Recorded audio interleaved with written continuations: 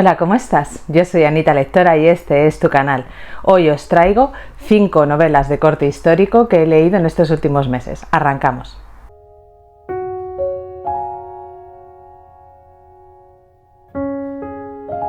Diréis, ¿qué es eso de novelas de corte histórico?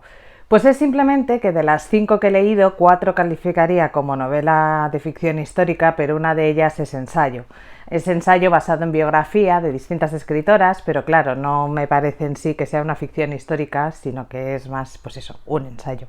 Por eso he dicho novelas de corte histórico. Y de hecho voy a arrancar por esta, que es tipo ensayo y que lleva en mis estanterías un tiempo y que siempre dejaba de leer porque me parece, vaya gallo me ha salido por cierto, siempre tardaba más en leer porque tiene unas ilustraciones muy bonitas y tal, y quería leerla pues con un poco de paz, con un poco de observación y pudiéndome regodear dentro de los dibujos. Así que aproveché que tenía un fin de semana un poquito largo para poder leer esta novela con más detenimiento. Y es, bueno, no es novela, es ensayo, es Escritoras, escrito por Carmen G. de la Cueva y ilustrado por Ana Jarén.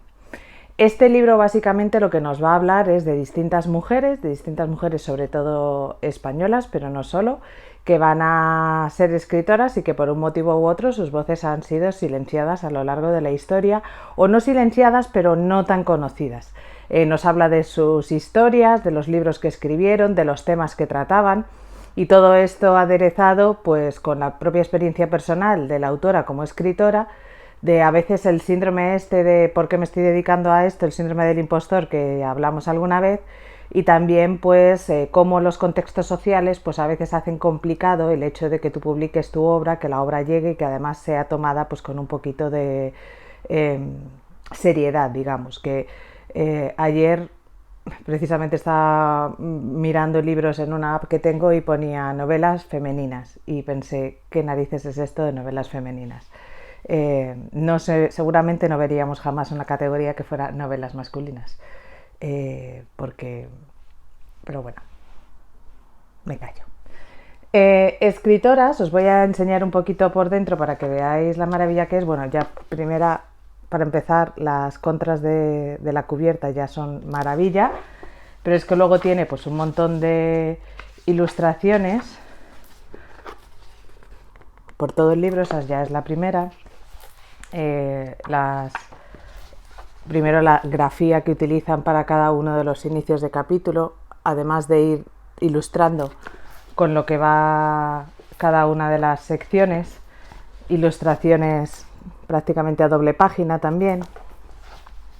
Y pues en general, fijaos, una forma de tratar la escritura con la ilustración que realmente a mí me parece un libro joya. Fijaos aquí a Virginia Woolf, por ejemplo. Y la verdad es que me resulta un libro, bueno, alguna ilustración a doble página.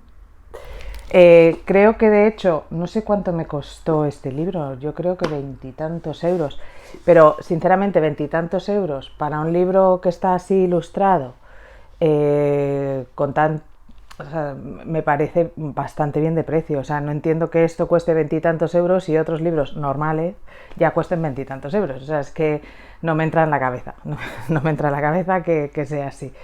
Pero la lectura ha sido muy fácil. A mí me gusta leer ensayos de vez en cuando y creo que conforme voy haciéndome más mayor más me gusta leer ensayos. Siempre me ha gustado, pero ahora es como que este afán mío de aprender se va acrecentando. Y me ha resultado muy interesante. He descubierto escritoras de las que tenía una visión muy superficial y me ha dado muchísimas ganas de leer otras. O sea que si tenéis ganas de saber más sobre las vidas de estas escritoras, que da pinceladas, ojo, no son biografías, son pinceladas sobre sus historias. Y luego también pues queréis tener más ganas de descubrir autoras y a lo mejor animaos a leerlas, pues este libro es una forma maravillosa de arrancar y de entrar. El segundo libro que os traigo no lo tengo aquí porque se lo he prestado a mi madre para que lo lea. Por cierto, mamá, tráemelo, que se me ha olvidado hacer foto y necesito subir reseña. Este libro me contactó la editorial, que es N de Novelas, que es parte del sello del grupo editorial de Planeta, pero que lo que hacen en N de Novelas es publicar autores que o bien han sido autopublicados antes o son algún descubrimiento. Son normalmente primeras novelas o primeras novelas publicadas por editorial y son historias que a lo mejor en otras editoriales o otros sellos editoriales pasarían un poco más desapercibidas, pero aquí apuestan pues, por estos autores que les ven potencia, fuerza y que les ven futuro, ¿no? Futuro editorial. De N de novelas yo me leí en su momento El Valle del Hierro y me gustó muchísimo, de hecho estuvo entre mis mejores lecturas, y ahora me he leído Zapatos de lluvia de Maite Magdalena. Me invitaron además a la presentación en un hotel en el NH en Madrid, en Tirso de Molina, un hotel precioso con una zona de sala de lectura maravillosa, llena de retratos de un montón de escritores, con mesas y libros joya que podías mirar con lupas, o sea, era una pasada. Y luego nos hicieron además también una merienda que estuvo fatal, muy fatal, quería decir genial, porque fatal. Tenía bocadillitos de jamón, tenía bizcocho, fatal porque me comí un trozo de bizcocho, yo creo que ha sido subconsciente, me comí un trozo de bizcocho y por eso he pensado en el fatal. Me comí un trozo de bizcocho de zanahoria, un bocadillito que había de jamón y luego estaba súper bonito todo colocado, con zumos, refrescos, no sé qué, y tuvimos la oportunidad pues de hablar con la autora. Zapatos de lluvia nos lleva a España. Empieza, si no recuerdo mal, en 1910 aproximadamente, y es una chica básicamente que vive en un pueblo y ve que en una zona rural en España y ve que su única posibilidad de prosperar, de mejorar, etcétera, pues es a lo mejor, estoy viendo que está esto un poco torcido, a ver,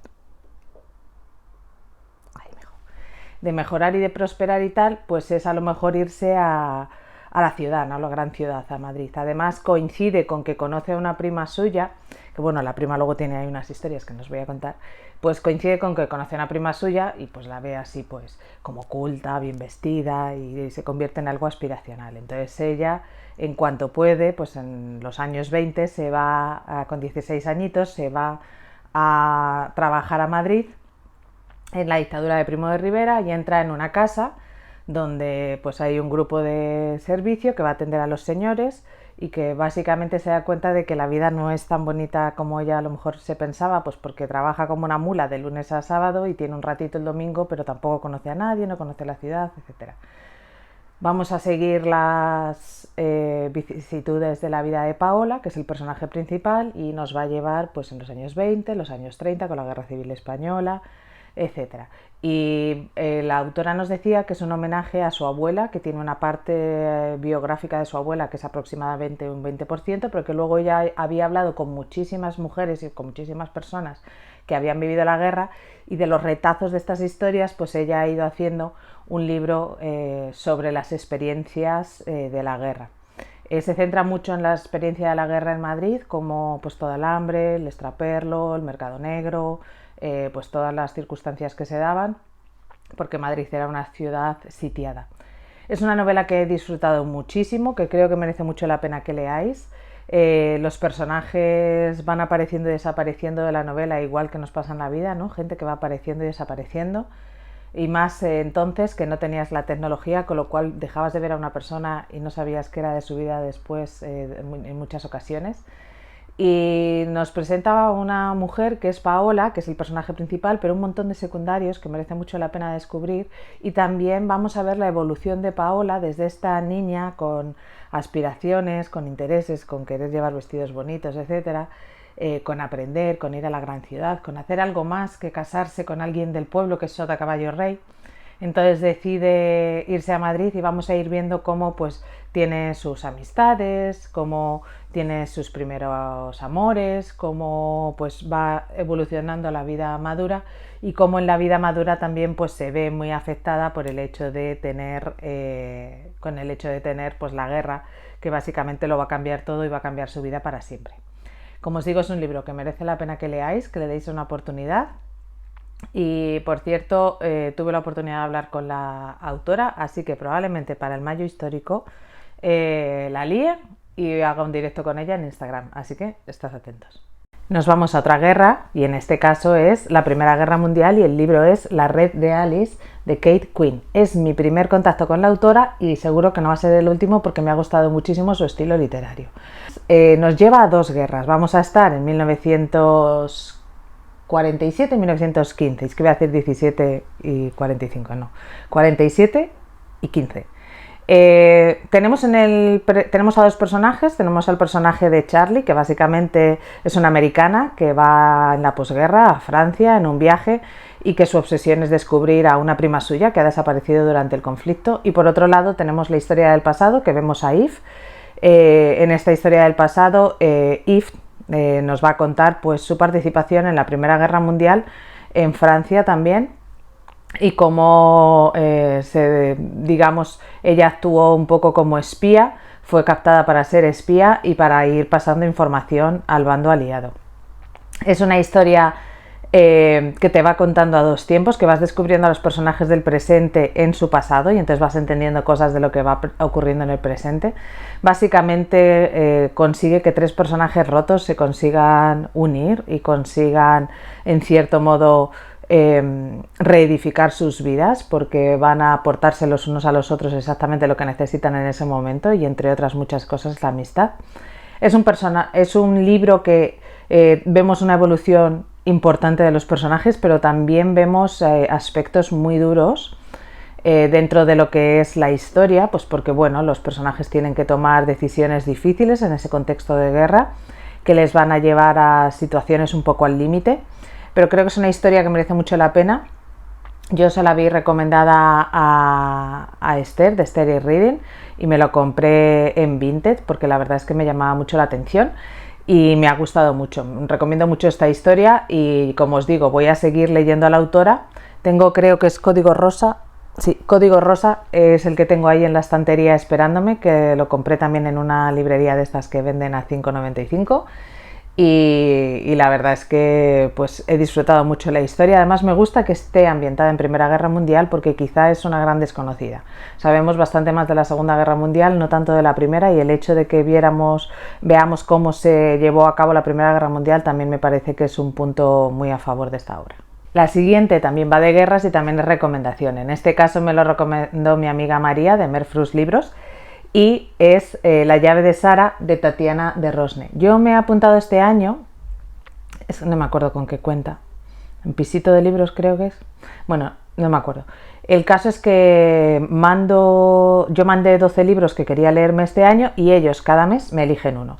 Este fue el libro de, no sé si de enero o de febrero. La llave de Sara yo lo tenía, me lo había comprado en una reread porque, como os digo, me lo recomendó María, me dijo: Ana, yo creo que este te va a gustar.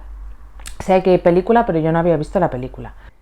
Lo que vamos a ver aquí es la historia, como dice el título, de Sara. Sara es básicamente, bueno, nos vamos a Francia, 1943, una Francia ocupada, con una parte ocupada, que es la parte norte, y otra parte que es colaboracionista, que es la Francia de Vichy.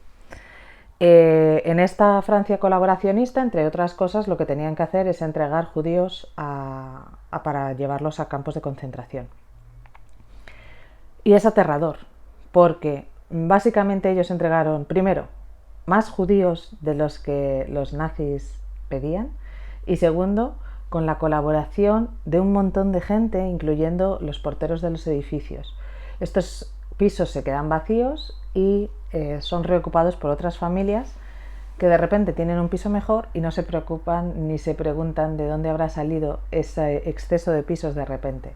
Pues ese exceso de pisos sale de las 13.000 personas que los franceses llevaron al Palacio de Invierno, Palacio de Nieve, y desde ahí fueron a Auschwitz y básicamente todos murieron. Entonces, aquí nos novela la historia pues, de una mujer en el presente que es americana, que vive en París y que va a escribir, trabaja en un periódico y va a escribir sobre el 60 aniversario de este hecho.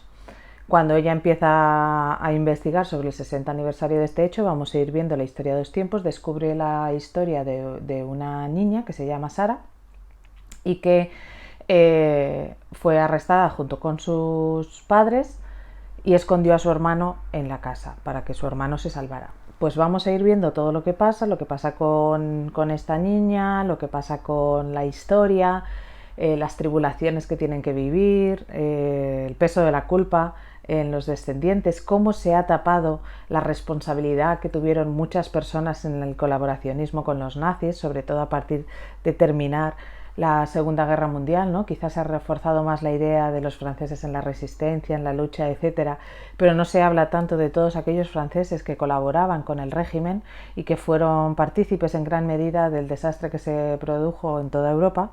Y entonces creo que pues ahonda en este sentimiento de memoria, este sentimiento de culpa y este sentimiento de tenemos que reconocer las cosas que hemos hecho, tanto las malas como las buenas, y rendir cuentas por ello, ¿no?